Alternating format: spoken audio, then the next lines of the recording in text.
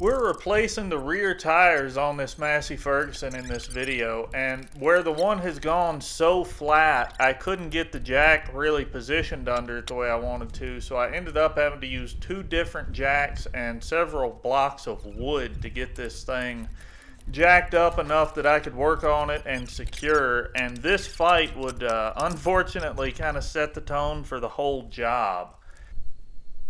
It's on the jack, it's secure. Let's start taking our tire off. Hopefully without hitting myself in the face this time.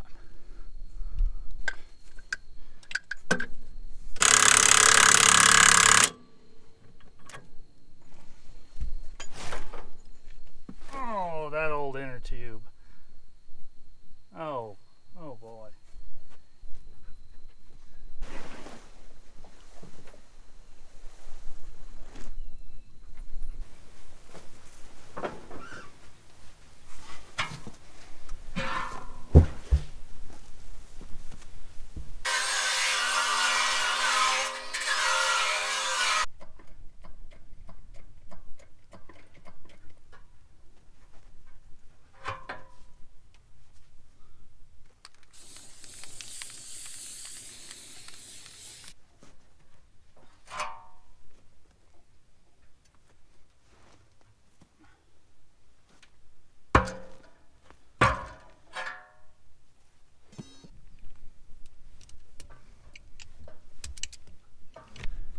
So if you're wondering what I'm doing, by using this ratchet strap, once I get it pushed back into the center of the tire here, but by using this ratchet strap in the middle of the tire, it squeezes it and forces these sidewalls out toward the edge of the rim.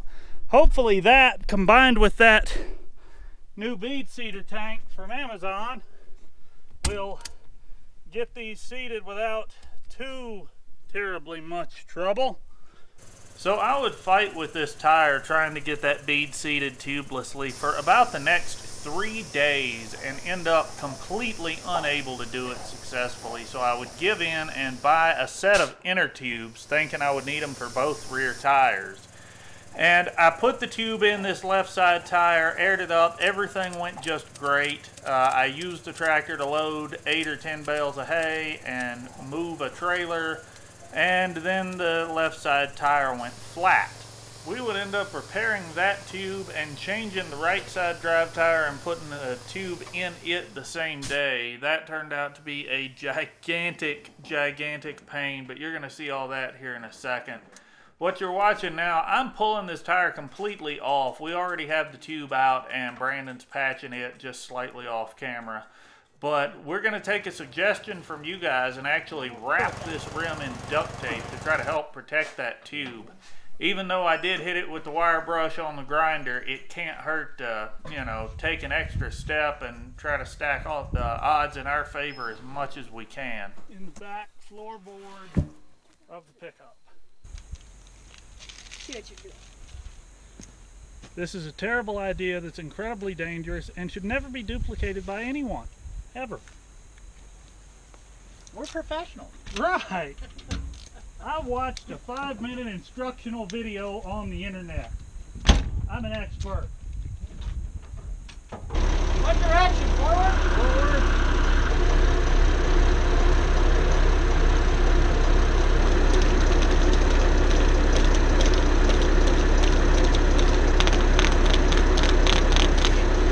I'm out of tape. The baking soda is not quite what I thought. It's more granular. Okay. So I'm game for whatever you want. I don't know what to try. Your circus. So after the last video, or whatever other part of this video, anyway, someone suggested using baby powder to lubricate the tube before we put it in. Well, for those of you that don't know, Tractor Supply does not sell baby powder. What they do sell is baking soda and lime. 79 lime. And $5 a piece. both of those things are powdery and hopefully somewhat slick and will cheaper. lubricate the inner tube. Now, if you guys have ever done this before, or have seen someone do this and know why this is a terrible idea, comment down below and you can say I told you so if we end up regretting this decision.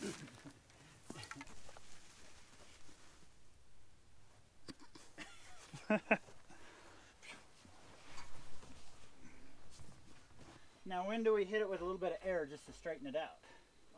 And pull the kinks out a little bit. Heck, now wouldn't be bad.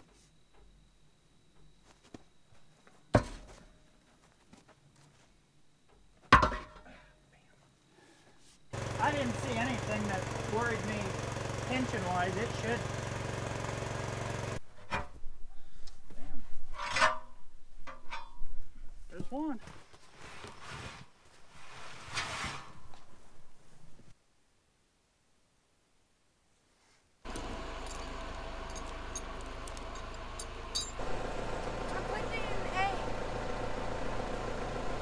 Use your clutch, real slow.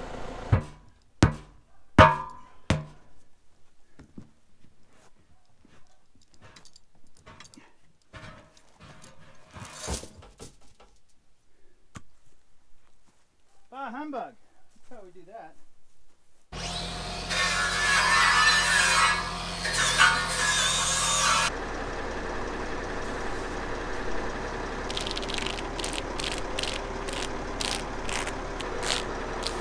Turn it off.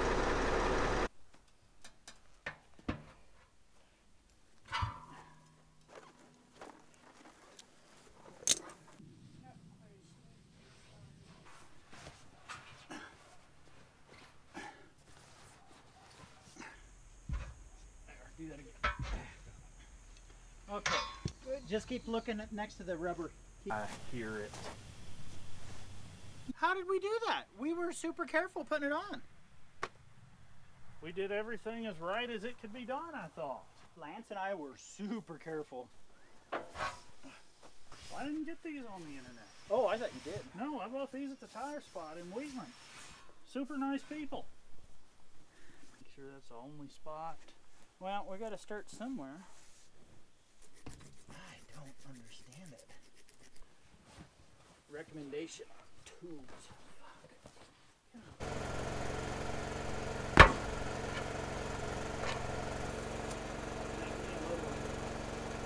Nervous.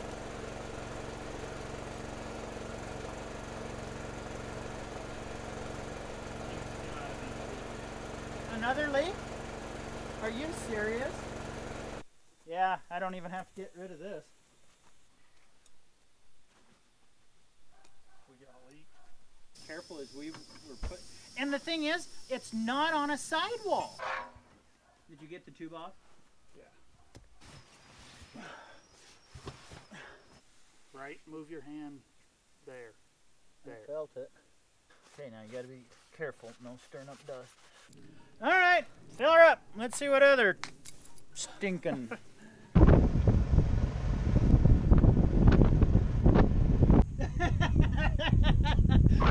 just say fill it. Just say fill it.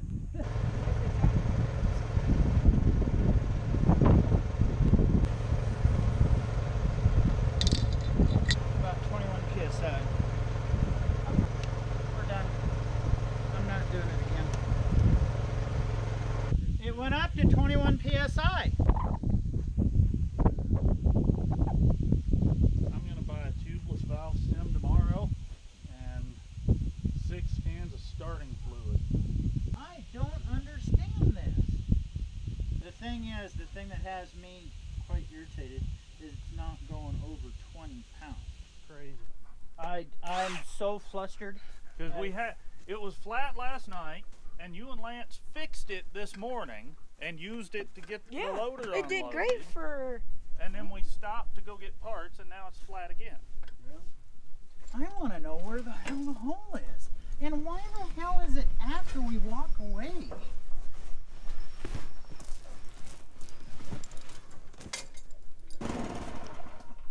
Found it. Why would it be one of my patches? It's... So it's the air compressor off?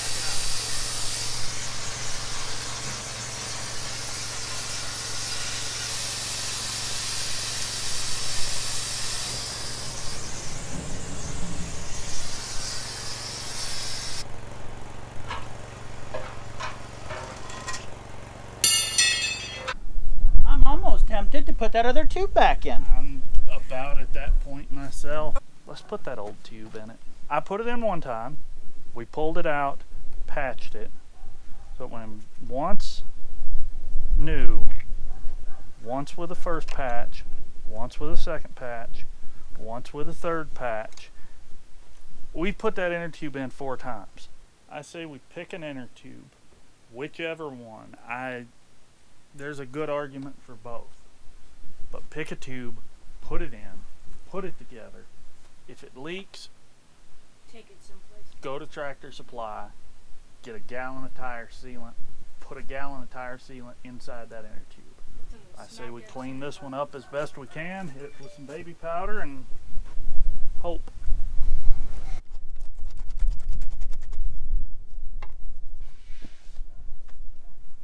That's a lot.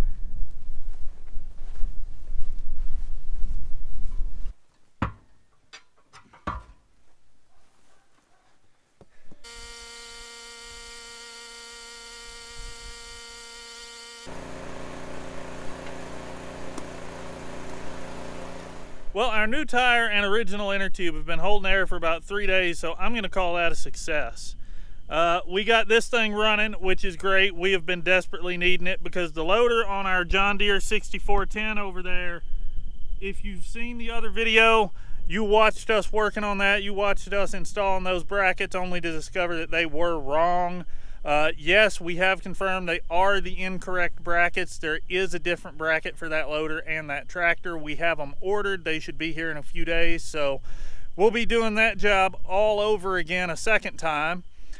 We've got a bunch of hay we got to start moving. My goal is I'm going to pull the gooseneck trailer with the Massey, use it to load with. I'm going to try to run that Ford cab over straight truck as well to move some bales because we got to get a lot of hay moved real quick. So we're planning to move our cows here in about 2 to 3 weeks. We'll get them off summer pasture and bring them home. And then I've talked about this a little bit, but I want to mention it again for those of you that may not have heard. Josh and his wife from Stony Ridge Farmer are coming out here. We're going to be shooting some videos together, have some fun, and it ought to be a real good time. So go ahead and subscribe to the channel if you haven't so you don't miss any of that stuff. Let's just say thanks for watching and more later.